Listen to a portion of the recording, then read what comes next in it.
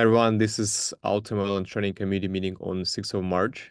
Welcome everyone. This is our first meeting that we host on 2 p.m. new time zone.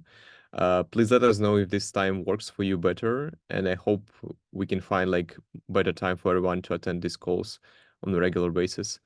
So we have like a couple of things today in the agenda to discuss. But first of all, maybe we can start quickly with introduction and spend maybe 10 minutes for folks to introduce themselves.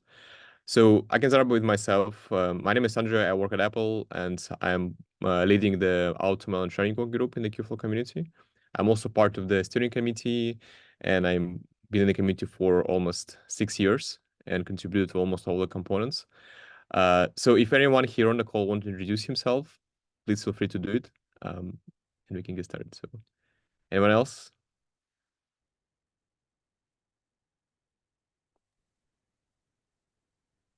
Hello, I'm Shao Wang. I'm a student in Shanghai Jiao Tong University, a senior student in China.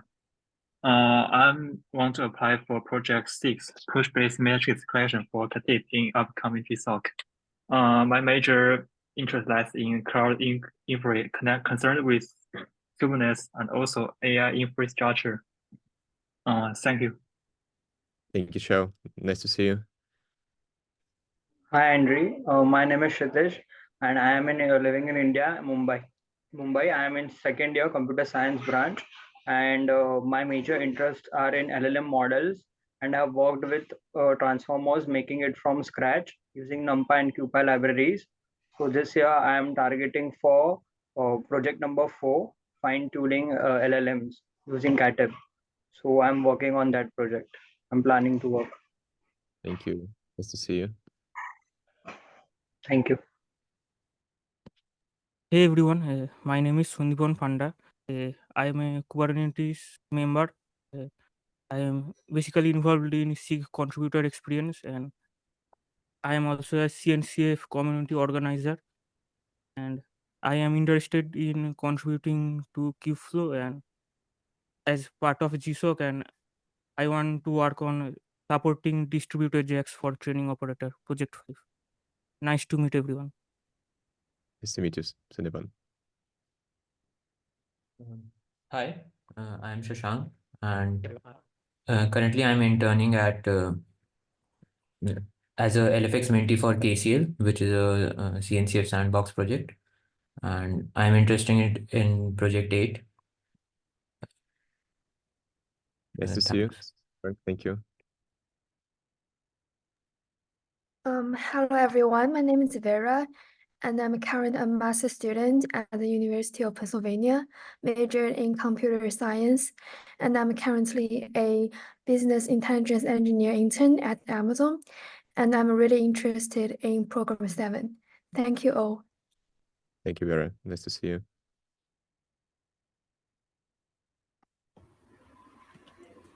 Hello everyone, my name is Om Kansara. I am from India.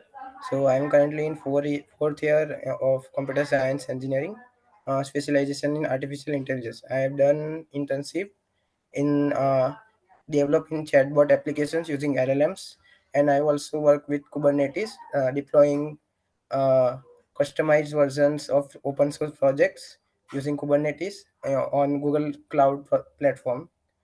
And I'm really interested to working on LLM fine-tuning KTB API in this Google Summer of Code.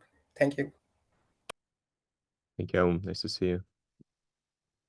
Hey everyone, I hope so my voice is audible. My name is Karthik. I'm from India. Basically, I contributed to TensorFlow.js in the backend as a part, basically. And also I'm been interested in MLOps since a year now. I've been basically contributing to Kubernetes. I'm also a part of release team of Kubernetes, like 1.2.9, 1.29 basically around it. And I'm so excited to work with you all and collaborate with you all. This time I'm applying for GSOC in the category of generating docs for CatAB client basically. I'm being a part of documentation part also in Kubernetes. So I guess maybe I will love to collaborate with everyone out there. And thanks Henry for the space. Yeah. Thank you. Thank you for joining. Hello, everyone. My name is Yelena. I'm a student at Northeastern University. I have background in financial mathematics and currently pursuing a degree in Masters of Computer Science.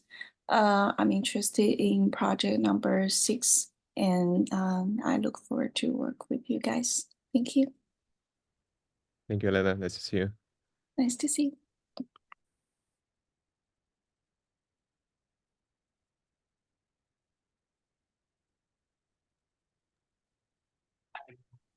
I'm Yuki. I'm in Kubeflow AutoML training, and I'm a maintainer for Kubernetes working group batch.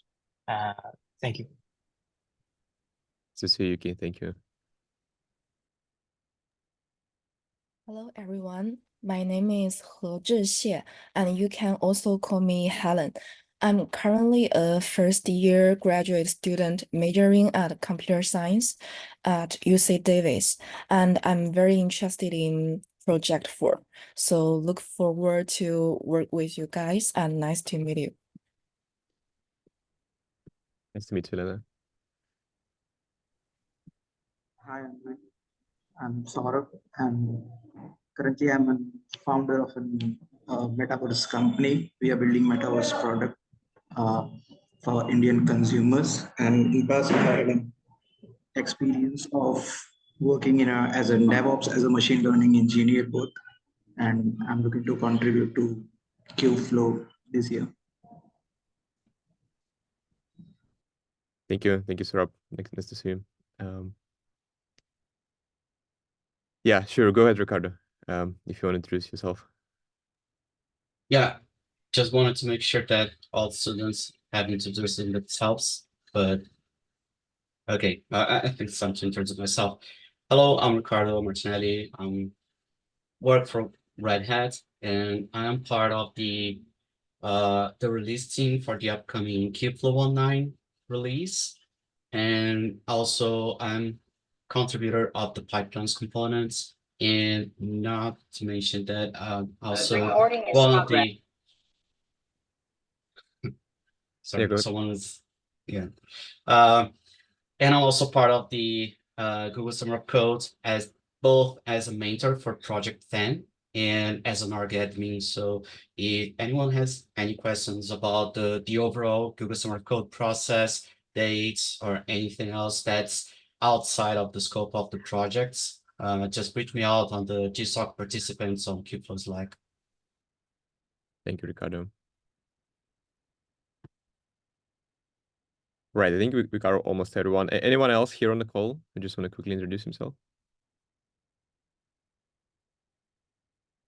Right. Yeah, so thank you everyone again, like for joining this call. It's very exciting to see so many attendants and so like exciting from all of you to participating in GSOC and also in Kubeflow community. I think like if you actually join like the model registry call on Monday and like our community calls, we're really looking forward to work with all of you. And we right now like try to see, you know, like how many projects actually Google will give us for this GSOC 2024. But at the same time, I think like the main goal for us and for all of you to, you know, be part of this community, because I really want to say that Kubeflow is one of the best places for you to learn more about different technologies and get a lot of connections. Because the thing is like AML is like very sophisticated topic. And because Kubeflow covers like all the pieces of software, starting from, you know, like from data science all the way to like, you know, infrastructure, Kubernetes. Also have some, you know, some documentation work that we needs to be done, some outreach work. So we really like trying to grow the community further because this project was there like for almost like 6 years. And we're trying to see like how we can help you to get onboarded and how we can help you to be part of the community for the long term. Because I think like for all of you, from my perspective, it will be, you know, like very important to be part of this community for even like outside of GSOC, even after we finish all these proposals and after you submit your work, because there are so many things you can contribute on and you can work on. So it's a great place that you can grow, you know, as an engineer, and at the same time, like find people across the community for, you know, different connections, or maybe, you know, in the future help you to get your job, or maybe, you know, like finding some people in different industries. So I just believe like, you know, we should definitely be stay in touch here, despite on what like kind of Google will give, how many projects Google will give us, or how many like of you we can onboard in these projects. Because even like for some of the tasks for AutoML and training working group, I think we need like more than one student working on these tasks. Because for example, like this LLM fine-tuning API might be a hard task to solve for one person, I believe. So we need to find more really active people who can like contribute with us for a long term. And this is our like main goal, to work with all of you for the like for this summer and moving forward. Yeah, so maybe we can spend like 10 minutes, go through the task, and maybe ask like some of your questions quickly, and then maybe I can quickly go through the projects that we have right now. So let me share my screen and we can quickly go through them. And feel free to like stop me and ask me any questions about the community. I understand probably hard for you to get onboarded, because like it's hard to, because Kubeflow is a complicated project, I understand, and there are so many places and it's very easy to get lost. So you probably need to be in touch with mentors, with other folks in the community, and usually we try to be like as free as we can, because like we have like other things to do, and sometimes mentors might be busy to answer your questions. But we try to like to help you to get on board in different pieces of Kubeflow and try to endorse you to contribute, right? So this is the goal of all this program moving forward. Yeah, so let me just maybe open this quickly.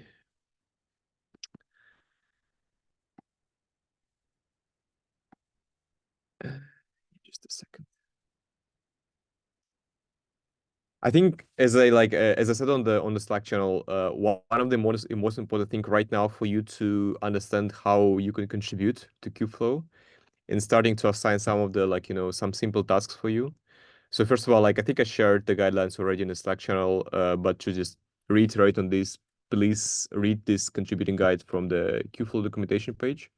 To have this kind of contributing section here, which is like briefly explain how you can get involved in the community, how you can join the community calls, how you can get started, different Slack channels, different working groups, how we organize it across multiple components within Kubeflow. So please read these guides. Also, I think I also link some of the guides for specifically Katib component and training operator component. So also check them out. And once you go through this documentation, just maybe take a look at some of the docs for training operator and for Katib. They might be not ideal, but at least like I try to like give you an overview, like what is Katib, what is architecture there behind the scenes, how we have like multiple components there. Similar things for training operator. We try to like update this documentation to explain what is it and how it actually works. And also, like, if you find any improvements in these guides or like in developers guides, feel free to submit a PR. So it's not a problem to just submit the PR and make some changes there and improve it. We really appreciate like this time from all of you. And let us know if you have any questions on onboarding, because I can imagine it's hard for you to understand like like how we operate in the community, but it's a good starting point for you to start with, right? And once you kind of like read through this documentation, just check like some good first issues on GitHub. So if you go to these issues, we have this label called like good first issue. And I try to like mark some simple issues for you to work on, right, outside of GSOC, right? Because GSOC might require for you like some official proposal, which go to like GSOC page and then go through like approvals from our side, from Google side. So rather than waiting for this, just start to work on some issues, right? And start to contribute, right? Even if you just update documentation, it's like significant help for the community to move this forward. Yeah, so let me quickly go through the projects that we have right now. So there are several projects and different components. And just to explain you, like Kubeflow, like the main idea was to, back in 2017, to build the AML platform to help you to like, run your AML workloads, whether it is training, tuning, serving, pipelines. And we have like, different components, like sub-services to address different like step of AML lifecycle, right? So training operator, just an overview, is specific components to run distributed training on top of Kubernetes. So basically we take like the open source frameworks like a PyTorch, TensorFlow or XGBoost and give you like some sort of operator which allows you to run these jobs on top of Kubernetes and run this in distributed training manner, right? So like we kind of spawn multiple workers. We like allows you to use different kind of advanced scheduling mechanism. Basically connects like this ML frameworks and Kubernetes ecosystem. And for training operator, we have like several projects right now under GSOC. So I think the first one is this one, right? It's like supporting JAX. And feel free to stop me if you have any questions. So kind of like open discussion, but eventually I just want to quickly go through this list again. So supporting JAX, similar what we have like for PyTorch or for TensorFlow. We want to give a user like a Kubernetes custom resource to just spawn the JAX jobs on top of Kubernetes. So this might require some changes on the operator side, also just some understanding of like how Go works, how you can build these controllers, how you can submit these custom resources on Kubernetes. And basically similar to PyTorch jobs, users will be able to just submit their YAML file or use the Python SDK to submit these JAX jobs on top of Kubernetes and do distributed training. So if you're familiar with with Kubernetes operators, with Golang, I would suggest you to take a look at this kind of task to work on. And I think for training operator, we also have this, as we said, like about doc generation automation. So this also like very important for us to automate, documentation for Python SDKs. So today we have like Python SDK for training operator and for Katib. And we try to have a page for users when they can just, instead of going through the source code, they can, just open the page and read all the documentation about all the public APIs. So they can easily use them, right, in their infrastructure. And we try to to work this year to like hide the complexity of Kubernetes and YAML files for data scientists, because we understand that for many people they're struggling of using Kubeflow because it's a very complicated tool and it's not really like data science friendly, right? So we try to make this high level Python API on top of Kubernetes infrastructure for data scientists so they can work easier with our control plane components. Yeah, so I think other thing is for Katib. Any questions for training operator you might have? I have a question for supporting JAX in training operator. Yeah. Uh, uh, I have noticed that for implementing or supporting other types like paddles or PyTorch or TensorFlow, first the Kubeflow community created a design proposal and then worked on implementing that. So for this one, should I first create a design proposal or is it also part of GSOC? Yeah, so it's a good question, Cindy. I think like can you give maybe us like few more days to think about it, because we need to like first of all understand how many projects Google will give us for the GSOC and how many of them will require like official proposal which goes through like GSOC website. So we will definitely soon will let you know about like what projects needs to be submitted through like official GSOC webpage, right? So because they have some I believe some structure how you submit the proposals, right? How you push them forward. So right now I don't think you should submit anything in the Kubeflow GitHub yet. Just try to understand better the source code, and we will let you know like which proposals should go directly to the GSOC page, right, to submit it, right. Yeah, so we definitely need to understand better from Ramesh and from other people who are working on this, what is the steps for specifically task which goes to GSOC submission, right. Does that answer your question?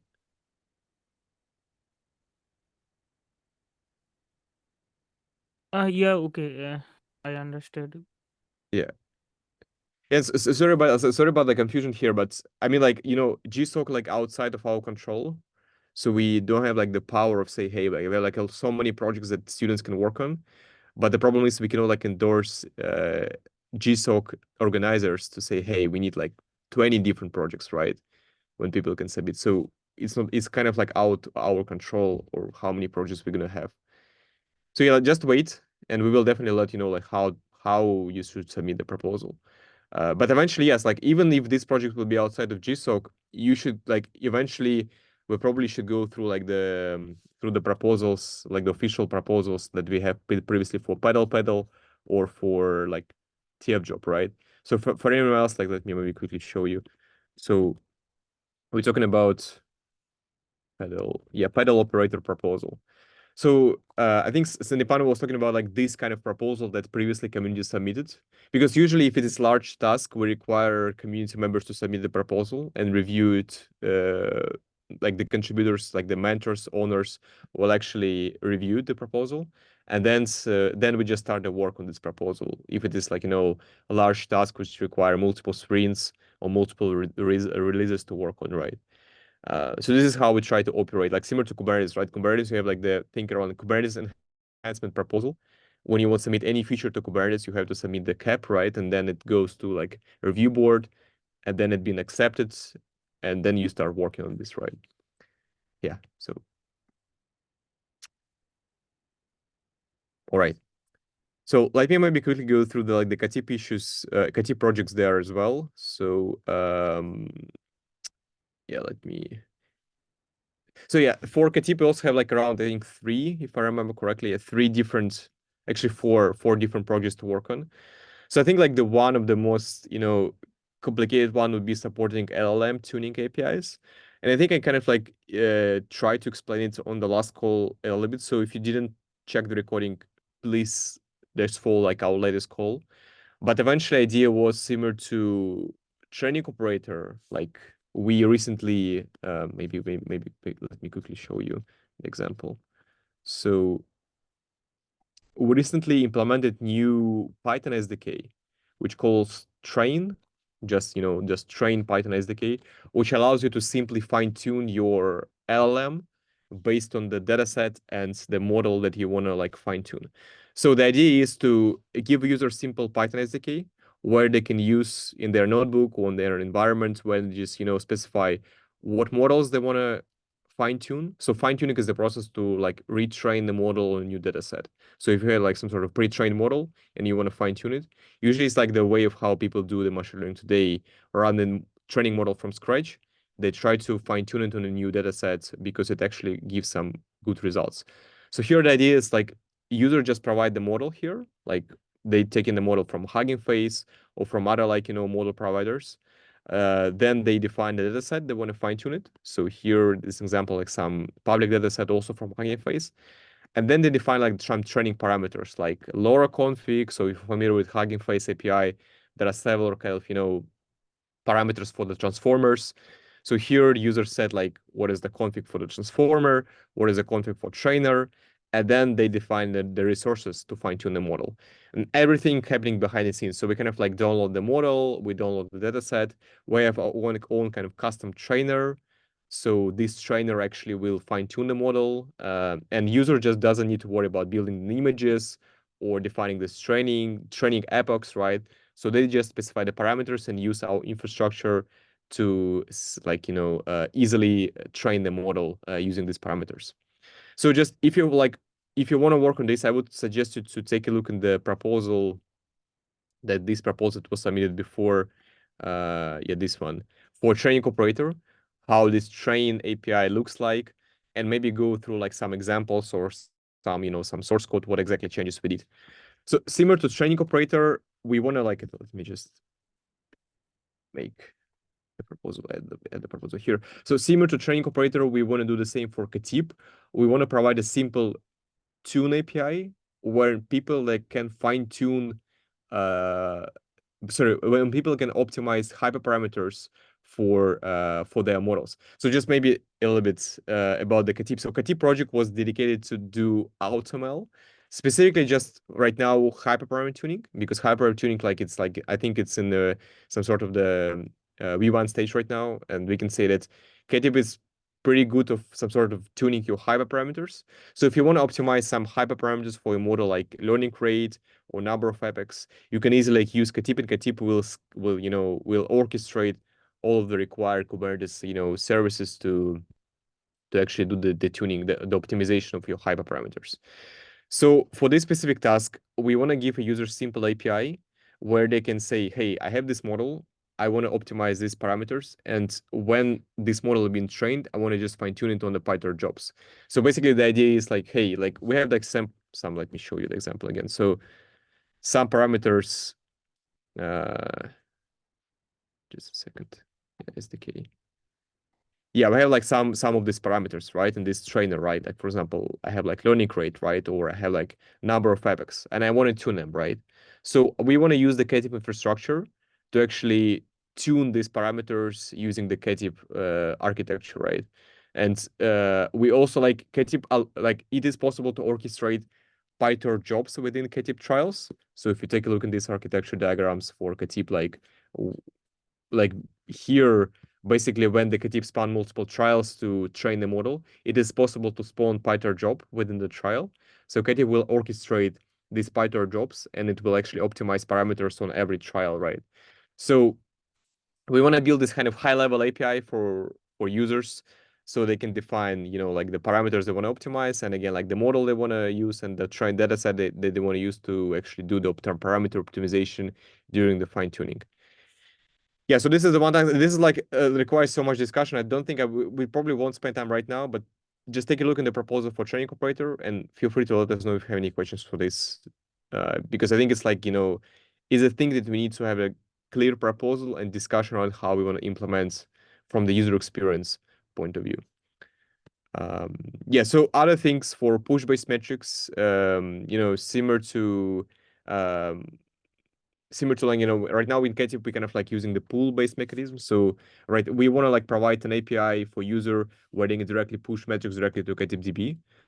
So maybe they don't want to use this kind of, you know, sidecar approach.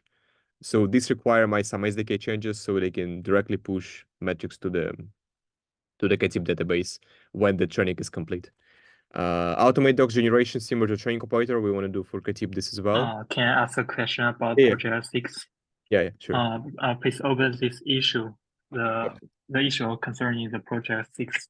Yep.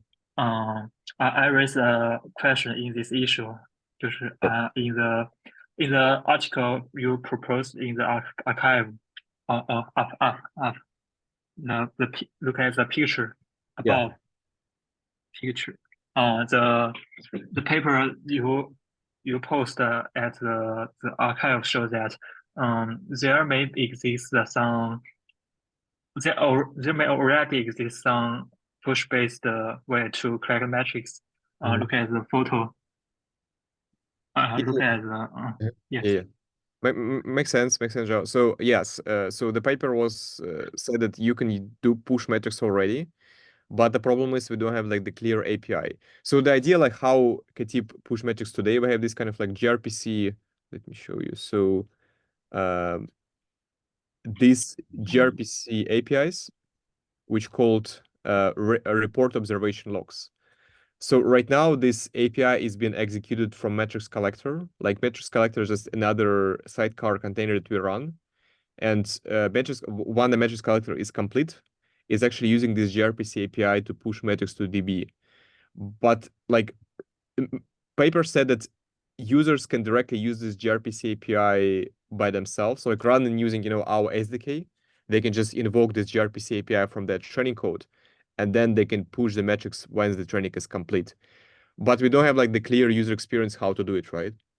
So I think right now, like they probably need to use some custom metrics collector. I don't know if it is possible. I think it is possible, but it's not like very user friendly, right?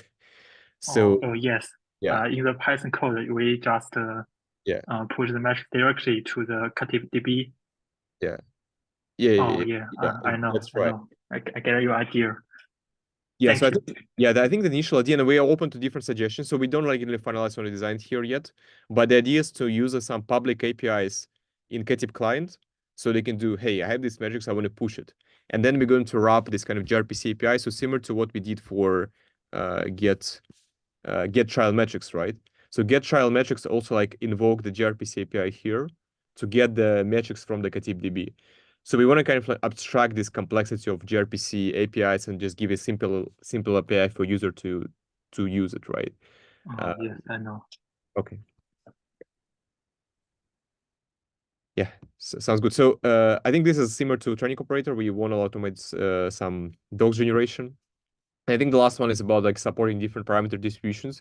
So this will require for our like Katib graduation going to V1 APIs. So if you're familiar with optimization problem, there are different kind of, there is a ways of in other frameworks on how you can, use different parameter distribution. So imagine like if you want to select your distribution from like log uniform type of distribution or maybe uniform. Right now, Katib doesn't support it. So right now, Katib supports only ints, some uniform parameters. When you say like have this, maybe I want to use this kind of integer parameters from this minimum value and maximum value. And we just passing this to the algorithm service to actually produce some uniform values, right? But we want to like similar to other frameworks like HyperOpt or Aptuna, we want to like support other like parameter distribution or rate train if you're familiar with other optimization libraries. So we want to have the similar things in Katib. Yep. So just please take a look at this issue. So we have some information there, but let us know if you have any questions. And in the meantime, I will let you know about like how the proposal should go through these projects, and then we can discuss how you can work on this. And again, I just want to say again, so even if some of these projects won't be part of GSOC, I would strongly suggest you to work with us to address some of these very important, features in the Kubeflow community, because it will significantly, improve the user story around how they use Kubeflow, and at the same time, it actually will help you, in some to grow you as an engineer, to actually make you like new connections, and be you more kind of in the open source journey for the long term.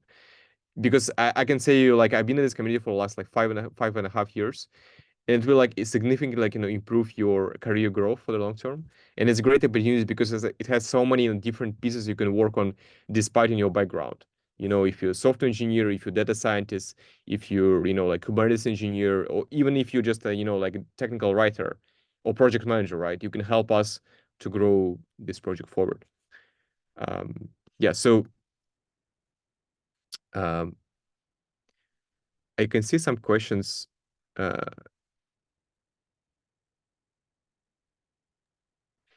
Yeah. So yeah, Tariq, I think you're right. So yes, so it's a good question. So yes, train API is just an abstractions. It's like a wrapper on top of create job API. That's true. Yes, and it's like I think the idea behind it is just to simplify the complexity around Kubernetes infrastructure. So and this is true. This in the future we can like extend it to support different use cases, not only like transformers, like beyond NLP, right? Because right now the trainer, that we have like in the upstream that we run like on every job is just like a wrapper on top of Hugging Face transformer, like how you can actually train the transformer. But I think the idea is, let me quickly show you.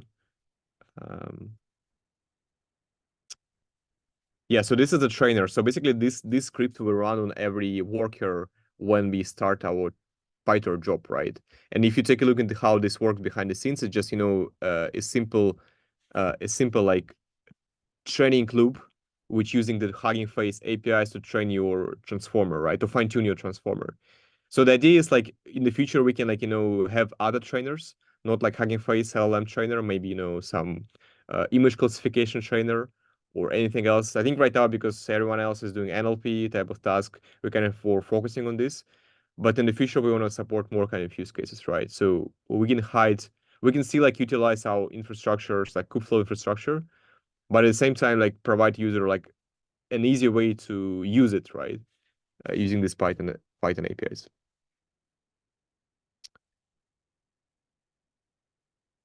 Yeah, that's right. We want to build a high-level interfaces for training operating for Katib. And I think for Katib, we even like going to reuse this trainer initially. So we're going to reuse this kind of storage initializer to download model, like here, right? So how we download model, how we download dataset. We want to reuse this functionality in Katib, and Katib will be just responsible to tune the parameters, right? So we don't want to replicate all of this for Katib as well, right? Yeah, so that makes sense. All right, let me move on. So any last questions? We have like 20 more minutes for this call, but any other questions? Yeah, so Yeah, the implementation, yes. So the implementation will be, so the Python implementation will be, so we need to discuss this more, probably not right now, but yes, probably implementation of Python API will be decoupled, but implementation of like storage initializer and trainer will be the same. So we want to reuse these images in the Katip and also like in training operator. So we're not going to duplicate, at least we want to reduce the duplication, right, across different components.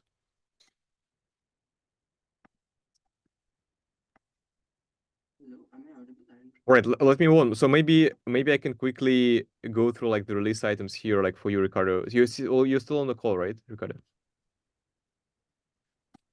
Hello, am I audible? I'm here. Yeah. So, any questions for us? I think from the release team. Yeah, I have a question. Hello, am I audible? Yeah, Shiva. Yeah, go ahead. Go ahead. Sorry. Yeah, go ahead. Yeah. Basically, I'm interested in the Project 7, which is related to the Autodoc generation for the Katib and training operator repositories. Okay. So my question is about, is the Kubeflow community will select two GSOC contributors for that project, or else only one contributor for the Project 7? Because Yeah. it's mentioned for both Katib and training operators, right? So my question is about that. Yeah, so as I said before, like we still don't know how many projects we're gonna have for this GSOC, and we probably need to sync with GSOC organizers and with Ramesh, with other like people in the community, to understand like how the selection will look like. Like we will definitely let you know in the GSOC participants Slack channel how this should go through, and how you should submit the proposal. But the idea is, again, as I said, despite of this, how we're going to select people, I think even like some of you can work on this thing even if it will be outside of GSOC, right? So you can start contributing, you can submit the proposal, like, and so once we understand how many projects we're going to have and how many of you can work on these things, we can think about how, like, collaborate with all of you to work on different things, right? So we're still kind of like under investigation of these things, right? Does make sense? Sure. Yeah. Okay. And one more thing, I also check out some of the open issues in the GitHub repository and get to find one issue regarding the replacement of a gRPC code generator. Also, it's one of the to-do list in the Katib 0.17 roadmap. Yeah. That makes sense. Makes sense. Yeah, my question is about the issue is, so I check out the code base.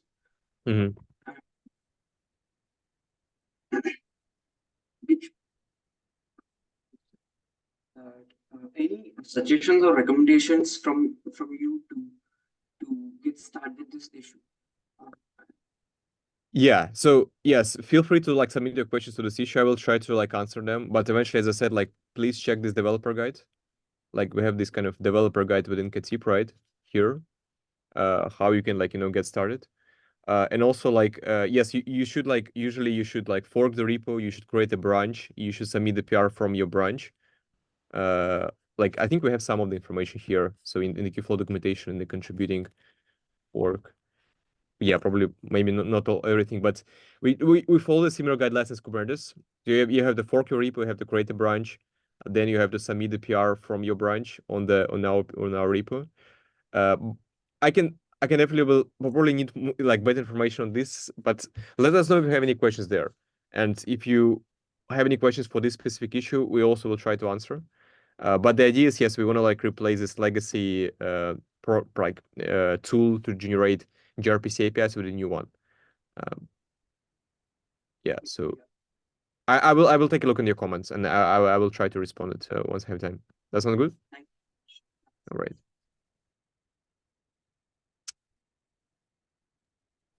Sorry, I have a question about Project 4, the LLM tooling API.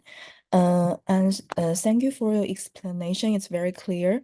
And since there are already proposals and code examples for this project, so I'm wondering what's the progress for this project, and is there anything specific that you are looking forward for the GSOC proposal? Yeah, so I think we haven't been started yet working on the tuning API yet. So we're still like looking for some suggestions and ideas there. Yes, there is some working around training operator, right? As I said, like we want to reuse this functionality, but we haven't been considered like on API structure, on user experience, and other things. So all these things needs to be discussed once we understand like the inside the proposal, basically, you know, like basically proposal should say, hey, I want to use this architecture, I want to reuse this functionality, I want to use this API, this is API parameters, this is how we're going to, like, users are going to use it, right? So we haven't been finalized the proposal, like the idea yet. Which I said before is like kind of more complicated, which requires some design thinking around this issue, right? Yeah. Does make sense? All right. Yeah, makes sense. Thank you. Okay. Yeah, thank you for asking. So yeah, I post a timeline here. Thank you for sharing this. And just a question from Parimal about like the understanding of source code of Kubeflow. It's a good question. I understand it's probably hard to understand that. As I said before, Kubeflow is a complicated project. There are several components there addressing different, you know, stage of ML lifecycle. I would suggest you try to go through the documentation. The documentation is not ideal, I agree, but at least like it gives you understanding of training operator, of Katib if you want to like work on these things. If you want to work on other part of Kubeflow, you can also start, you know, for example, pipelines on notebooks, right? Just try to go through the documentation. Try to improve this documentation if you think we have some problems there. Let us know if you see any problems. But eventually, the best way of, you know, learning of Kubeflow, just try some examples, right? Start your kind cluster. If you have like some of your laptop, start your simple kind cluster. Maybe try to run, you know, some of the examples.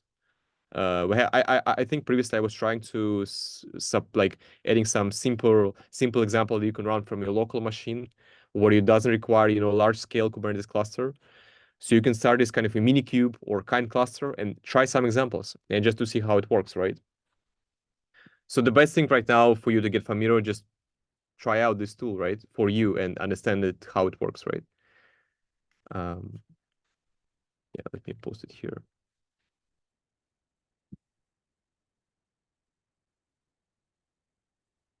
All right. Yeah, I think we should move on. We have like 10 more minutes. So sorry, Ricardo, for that we don't have enough time to speak about the release, but just to give you an update, like we're still working on this. There are still several things we need to do before the release, and we're looking for folks here like to help us. Like for example, like if you Shiva can help us with this this gRPC tool, it would be great, because it will actually significantly help the release team and also us to make the proper release. And other folks, like if you want to like work on some items here, it also will help to make us a better release for before April 15th. So some of these issues already been assigned for you, Ricardo. So for example, I think Kubernetes support was assigned by one contributor here. So some other things also been assigned. But I will definitely, I don't think we will block release on April 15th, despite of how many issues we're going to contribute, right? Yeah, so yeah, let me ask you something here. About the Katib tasks. There are two tasks about SDK docs. Can you give me a brief description of how this task will work? Is this something that's generated by a tool or something, or it's done manually? right now we don't have any generation yet. So we need to find a tool which will go through. We try to add like some doc strings, like valid doc strings on our APIs. So if we take a look at tip client, right? So every API has a valid doc string, right? I think it's here, right? So we want to find a tool which can auto generate the docs based on these doc strings, right? I know there is some tools in open source that we can reuse. So Andre, is it a matter of tooling or publishing? Because I mean, it seems like you have valid, you know, RSD kind of doc strings there. So generating them is pretty much straightforward, whether we're going to use Sphinx or whatever else. But I guess the main question is, where are we going to publish them? Either you create a new read the docs subdomain, or if the question is, do we want to publish them in the Kubeflow website, then maybe that gets a little bit more complicated. But like, to me, that's the maybe the crux of the problem, because generating them should be fairly straightforward. Especially with Sphinx or something like that. That's right. Yeah, I think ideally we want to like publish them on the website somewhere. So when the people go to like components, Katip, and they can see directly some explanation about, APIs, because we've been reusing some of. Go ahead. If you look at pipelines, they have a separate, I think it's on read the docs domain, where they publish the auto-generated reference API docs. Exactly. There. Yeah, it's read the docs. So because I don't think we have the infrastructure to import that RST based output into the website. So that may be a more fundamental question of how we want to manage these auto-generated docs moving forward. Something I was thinking about is that maybe this is the time to rethink how we publish our docs and change the documentation tooling, so that we can basically consolidate everything under same source code, both reference and APIs, and basically handwritten topics. But okay, that goes beyond this discussion. But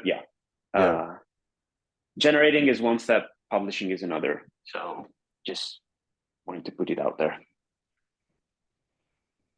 Yeah, just to ensure, I was talking about both, right? Generation and publishing. So. Yeah.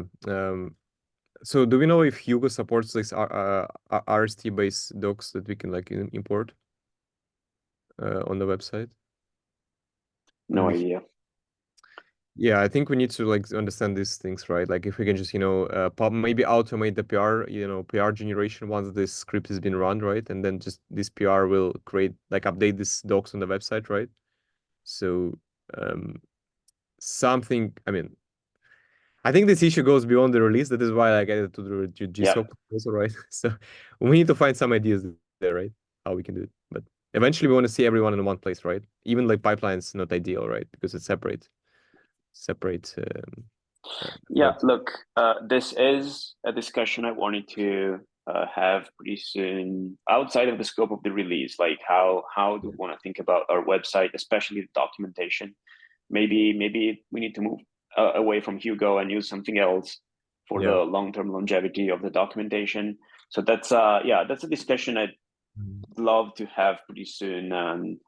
And this project can definitely go along with that discussion. We can have some considerations and make some decisions. Okay. Yeah, it's a good point. Let me move this issue from the release, to be honest. I think I will, because this will require definitely more discussion. And since we kind of like try to add this to the GSOC proposal, this might require more time, right, to work on this. So yes. But let's think about this like in the future, right? So I think we won't be able to do it before the release. So no, I agree. Yeah. Maybe you've noticed, but I created a new issue for the fine-tuning API documentation. So if you want to add it here in the roadmap, we can track it from there. If you have time, just review that document. It's just high level for now, and I'd love to hear from you what you were thinking in terms of architecture, diagram, and documentation. But that can also wait a little bit. I mean, I don't want to block on that. This is stuff that we can work on also after the feature freeze. But it's good if we start early. I think I would love to. I would love to have this before our KubeCon talk, because I want to have the architecture diagram on the KubeCon. We have this Kubeflow summit, right, in the KubeCon in 2 Oh, weeks. okay, like 10 days from now. Yeah, 10 days from now. So Okay. I might need to like create this diagram relatively soon, at least like high level. So Okay. I will definitely like work on some of these things, and we need to have like Is there something you need help with for that? I think Stefano, so for documentation, it would be nice if you can help us where exactly we want to put this. So right now, we don't have any sections for No, anything. I mean like short term for the KubeCon talk. I get it. Yeah, we'll work on the website here, but or were you suggesting that we should have the whole documentation ready for KubeCon? No, I don't think we need documentation ready. So architecture diagram, like, it's no problem for me to create. I can just create high level. I think it's more. I need your vision on how we should structure docs, because today when people go to training operator, they don't see anything about SDK. They see only SDK if you go to overview, and if they scroll here to Yeah, I example. totally agree. That's something I definitely noticed and we should work on. But I meant like in the context of KubeCon, like in the context of the next 10 days. Yeah.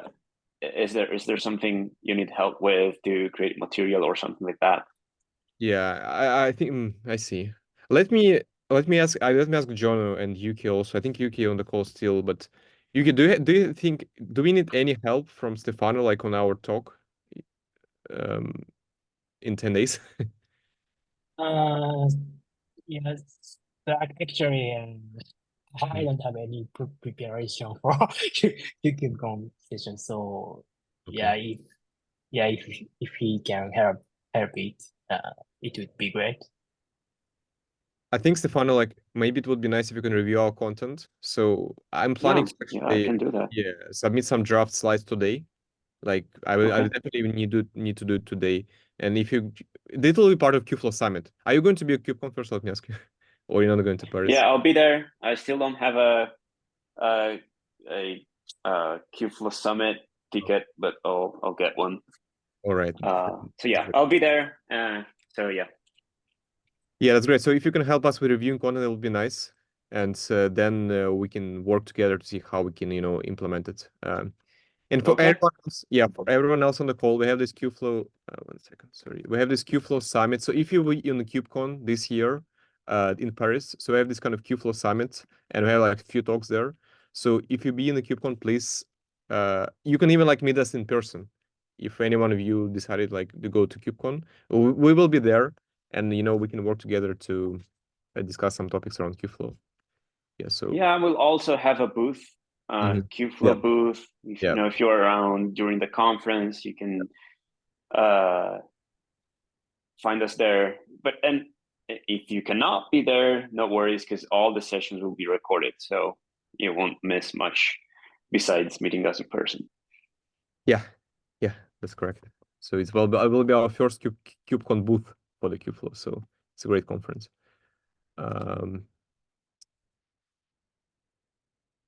Yeah. So all right. So we have 1 more minute. I see some questions from Sundipan in the chat about already before the project. Yeah. So let me ping Ramesh and other folks and explain your concerns around timelines. And I agree with this. And I hope we can get like some clear information as soon as we can about the process, about the selection, and then we can move forward. So, Ricardo, any questions for us from the release perspective? No, I'm good. All right. Yes, and also I think Stefano, like just to let you know, once we have this doc, and we need probably your help to organize this talk. We need your help to organize docs, because I strongly believe we should completely remove this complexity of YAMLs and fully focus on SDK for people who want to like do distributed training and hyperparameter tuning on top of Kubernetes. Because today I think people you won't find someone who agrees more than me on that. So yeah, let's do that. Yeah, absolutely. Because I think even right now, when people go to our examples like structured, probably not ideal. Because imagine I'm a user, right? I want to use PyTorch in Kubernetes. I'm going to examples. The first thing I click is PyTorch, and I see this kind of, some YAML files. I have no idea what is YAML, right? I have no idea like how I can build an image, right? So for me as a data scientist, it's very hard to get started, right? And we need to think about reorganizing, like to make it simple for actually our end users, who want to use this tool, right? Like if you take a look, for example, like Torchex, right? Torchex is like, some PyTorch scheduler, right? So, and in Torchex, right? Why people actually use it? Because it's very simple for them to use it to schedule this on top of Kubernetes, Ray, or any other, some compute without like thinking about YAMLs or other like complicated things, right? So we really need to think about like user experience side of things, right? Of how they use Kubeflow day to day. Yeah, I totally agree. Totally agree. We should, it's not just AutoML or training. It's a more holistic approach to the entire documentation and cert. Approaching it with a more product thinking mindset. Yeah, we'll do all of that. That's great. Yeah, thank you for help again, Stefan. I think it's really great to to have some more hands on these things to work on. Right, over time. So I'm okay to stay maybe like a few more minutes if you have time, but feel free to drop and feel free to ping me in Slack if you have any questions. So I have like one more issue to quickly maybe we can discuss, but we can do it like next time. And I think maybe I require like your thinking on this. And I know John is not on the call, but we need to do something with this issue and resolve it, right? So just to give you the context for everyone else, like we saw like the problem of running Bayesian optimization for large scale experiments, like when you run more than not large scale, but when you do a lot of hyperparameters in your optimization, like if you want to optimize, for example, 12 hyperparameters or with different subset, the algorithm service requires more memory to process these tasks. So we notice that our algorithm service goes out of memory with the default like number of CPUs and memory resources. Like by default, we allocate, I think, I don't think we have this information here, but we allocate like very small amount of resources. So maybe we can follow up offline on this, but eventually the idea is like, should we remove resources completely by default, or we should increase the number for Bayesian optimization? Yeah. Yes. So yeah, I understand the both approaches have pros and cons. So but I'm wondering if removing resources might bring us to some confusions to users. Yeah. That I agree. And that go ahead, sorry. Yes. Yeah. I mean, I agree with you that increasing the resources might confuse users, and if they just want to use Bayesian optimization, like, and they see we kind of allocating crazy amount of memory as a default value, that might be a bad experience. That is why I suggested maybe by default we just omit this parameter and explain clearly in documentation, hey, if you want to have the control over resources, you have to like update this ktip config manually, right? So you have to, and we have this page already, right? So we kind of like explaining here in documentation what users need to do to update the resources, right? So if we go to suggestion parameters here, we say that sorry, resources, right? So your resources, this is for metrics collector.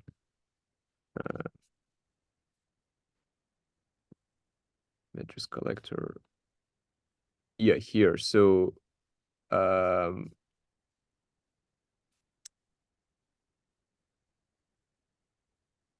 So my main concern is some data scientists when some data scientists deploy corporate corporate cluster, corporate Kubernetes cluster without resources. So maybe users don't read the details for the documentation.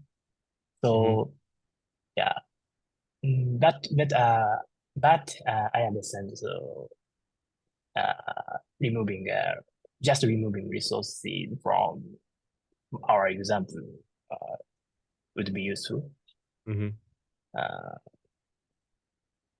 Yeah, so actually I'm okay with either ways. So I don't have strong objections against these topics.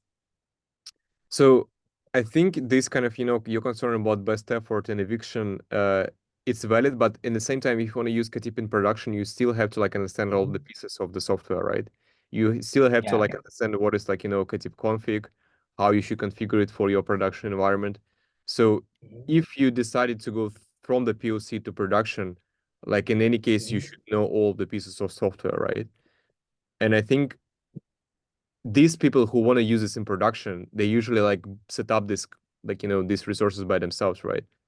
So yeah, that was my, my objections there. So, and then they don't even need to like use this -1 parameter. It's kind of hacky, right? We just by default doesn't set any resources. And if people like want to set resources, they can always do it through ktip config, right? So similar to Kubernetes, right? In Kubernetes, like by default, it doesn't like specify any resources. It set like some default values, but in the YAML file, you don't specify any resources, right? If you don't want to, like if you want to rely on Kubernetes to orchestrate this resource consumption, right? Yeah, it's correct. Kubernetes doesn't set any resources by default. Yeah, that's correct. So let me add this concern and let's see like this comments and let me see what Jonas said around this and other folks in the community. So because I think like, I mean, it's better that we don't have resources rather than people just easily go home if they decided to use Bayesian optimization and set some, 12 parameters to optimize, right? So yeah, I understand. It makes sense. All right. Yeah, we have like we go over time. So any last questions, comments that you want to raise and ask us?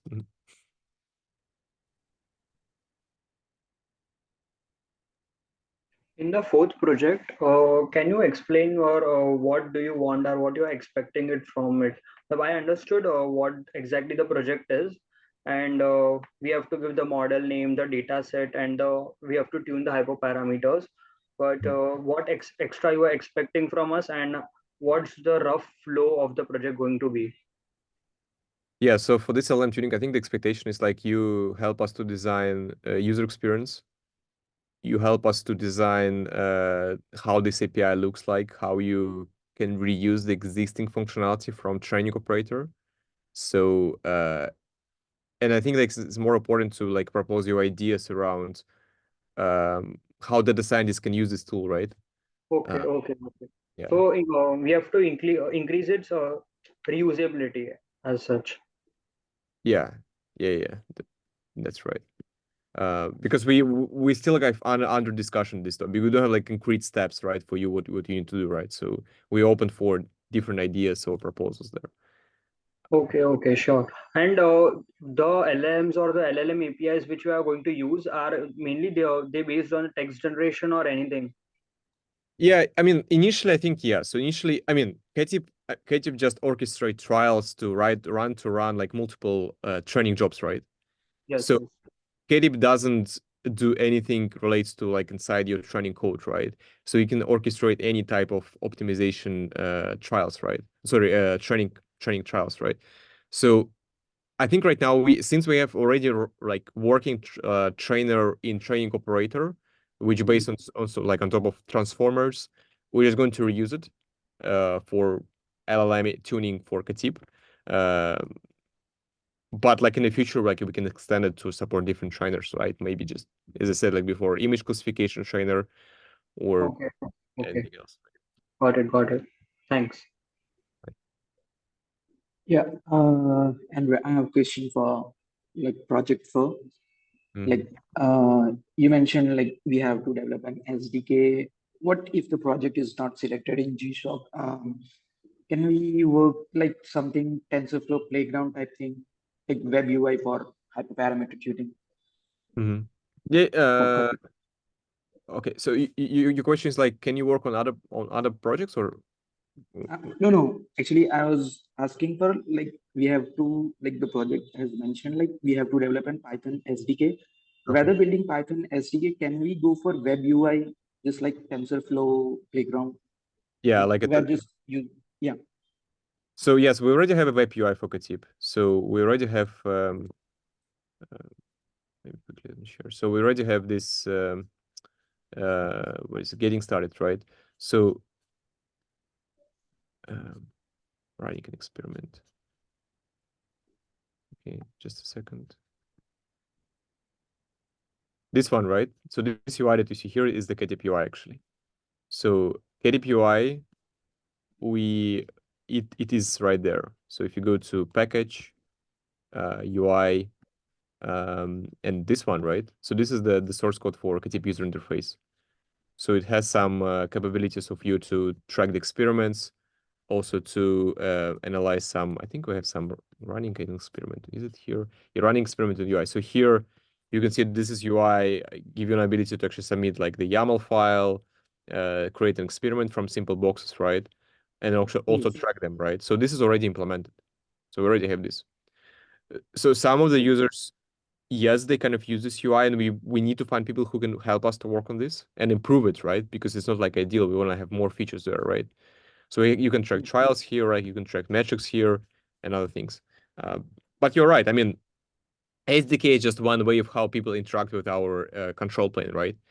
UI is another, place where we want to have similar functionality, right?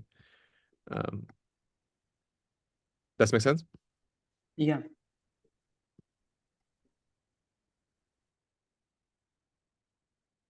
All right. Any other last questions?